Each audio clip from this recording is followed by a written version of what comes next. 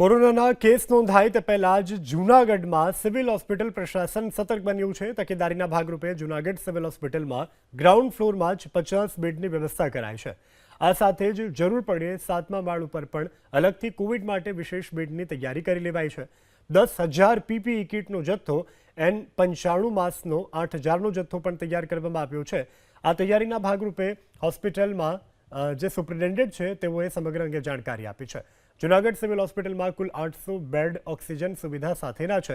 આ સાથે જરૂર પડે અહીં 800 બેડની જરૂરી તેને 1,180 બેડ ઓક્સિજન સાથેની સુવિધા ઊભી કરાઈ શકાય તેવી વ્યવસ્થા કરવામાં આવી છે। સિવિલ હોસ્પિટલમાં ન માત્ર જૂનાગઢ ગ્રામ્ય પંથકના લોકો પરંતુ ગીર સોમનાથ, પોરબંદર અને અમરેલી જિલ્લામાંથી પણ દર્દીઓ અહીં સારવાર માટે આવતા હોય છે। GMERS જનરલ હોસ્પિટલ જુનાગઢ ખાતે 800 બેડ છે અને તમામ 800 બેડ ઓક્સિજન સપ્લાય સાથેના છે।